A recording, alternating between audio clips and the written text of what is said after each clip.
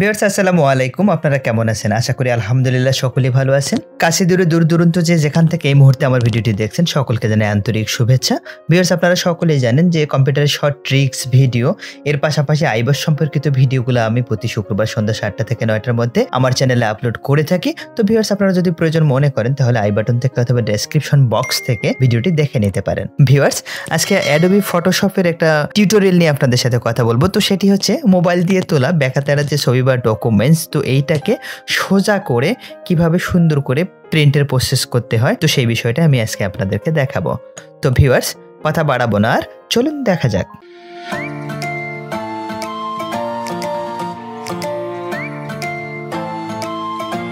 তো ভিউয়ার্স আমার কাছে যে ছবি আমার আইডি কার্ড ছিল, আইডি কার্ডের দুটো কপি আমার কাছে রয়েছে, এপিট এবং ওপিটের। তো আমি এই কপি দুইটাকে ফটোশপে ওপেন করে নেব। তো ওপেন করে নিলাম আমি। ওপেন করে নেওয়ার পরে তো আপনারা সকলে জানেন যে একটা একটা করে কাজ করতে হয়, তো ম্যাক্সিমাইজ করে দিলাম আমি। করে দেওয়ার পরে তো ভিউয়ার্স প্রথমে আমি ইমেজ সাইজটা দিয়ে নেব, রেজুলেশন 300 করে দিলাম, দেন ওকে। তো ভিউয়ার্স তো আমি এখন কি করব, এখান থেকে ক্রপ করব। ক্রপ টুলটা নিলাম। ক্রপ টুলটা নেওয়ার পর তো আমার দেখা আছে যে বাউন্ডারি যেটুকু রয়েছে, তো সেই অনুযায়ী আমি আমার ক্রপ টুলের যে বাউন্ডারিটা আছে সেটা সিলেক্ট করে নেব আমি। তো আপনি একইভাবে দেখা যাচ্ছে যে আপনার ডকুমেন্টসের বাউন্ডারি অনুযায়ী আপনি সিলেক্ট করে নেবেন। তো আমি নিয়ে নিলাম ইন্টার দেওয়ার পরে তো ভিউয়ার্স আমি মুভ টুলে কার্সরটা রাখবো। রাখার পরে এখানে কন্ট্রোল এ কন্ট্রোল টি, তো এটা দেওয়ার পরে তো ভিউয়ার্স এখান থেকে রাউট বাটন ক্লিক করে ডিস্টোর্ট, তো ডিস্টোর্টে ক্লিক করলাম আমি। ক্লিক করার পরে দেখেন যে কোনো একটা কোণা ধরে যদি আমি টান দিই তো যে কোনো দিকে এটা মুভ করতেছে। ভিউয়ার্স একই কাজটা আপনি যদি আপনি কন্ট্রোল এ এবং কন্ট্রোল টি চাপার পর কন্ট্রোল বাটন ধরে যে কোনো একটা কোণা মুভ করতে চান যে কোনো দিকে, তো তাতেও হবে, তাতে ডিস্টোর্ট করার কোনো প্রয়োজন নাই। রাইট বাটন চেপে যেটা আমি ডিস্টোর্ট করে নিলাম সেটার প্রয়োজন নাই। তো ভিউয়ার্স আপনি এই কাজটা দুইভাবেই করে নিতে পারেন। এন্টার। তো দেখেন ভিউয়ার্স খুব সহজে আমার আইডি কার্ডটা দেখা যাচ্ছে যে আমি যেভাবে চাচ্ছিলাম তো সেভাবেই সোজা হয়ে গেল। তো এখন কন্ট্রোল এল বাটন চেপে ভিউয়ার্স লেভেলটা একটু ঠিক করে নেব। তো আপনিও দেখা যাচ্ছে যে কালার অনুযায়ী আপনার যেরকম লেভেল প্রয়োজন তো আপনি সেভাবে লেভেলটা কম বেশি করে নেবেন। তো আমি নিলাম, দেন ওকে। তো এটা হয়ে গেল আমার। এটা হয়ে যাওয়ার পর দ্বিতীয়টাও আমি একইভাবে করে নেব, মুভ টুলে রেখে।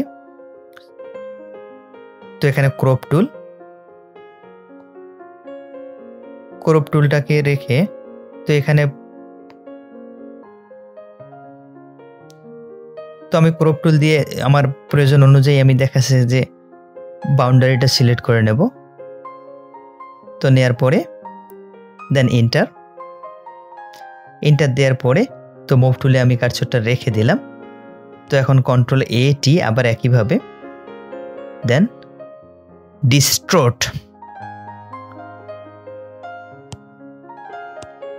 ডিস্টোর্ট চাপার পর তো আমি দেখা আছে যে আমার প্রয়োজন অনুযায়ী আমি কোণাগুলোকে ধরে মুভ করে নিলাম। তো এখন আমি কন্ট্রোল এল চাপলাম।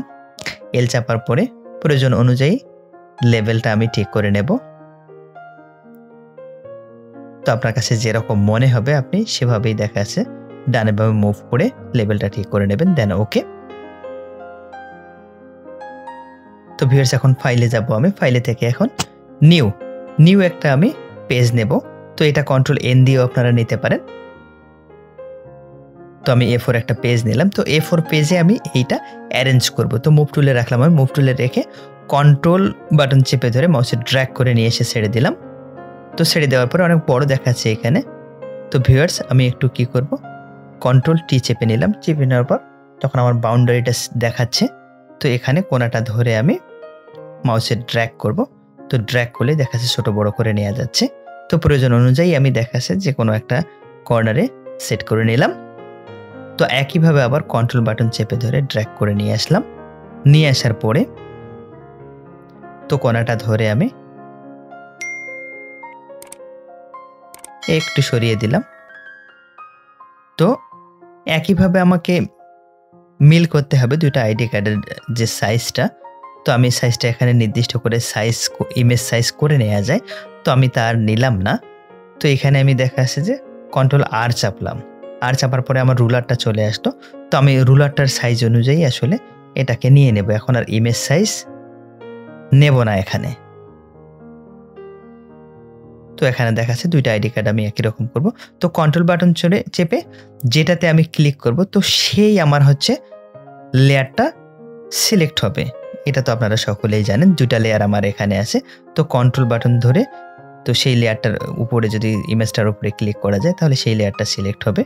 তো আমি এখানে এখন কোণাটা ধরে একটু টান দেব।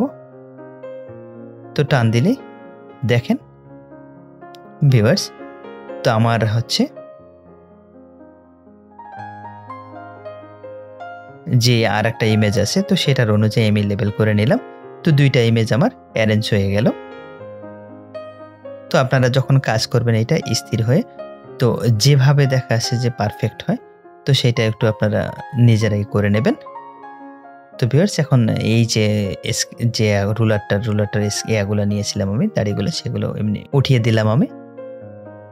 উঠিয়ে দেওয়ার পরে দেখেন ভিউয়ার্স, খুব সহজেই দেখা যাচ্ছে একটা A4 পেজের মধ্যে আমার আইডি কার্ডটা, যে মোবাইল দিয়ে তোলা বেকাতারা যে আইডি কার্ডটা ছিল আমার, তো সেটা সেট আপ হয়ে গেল। তো আমি এটাকে সেভ দেখাবো এখন। সেভ দেখার জন্য ফাইল থেকে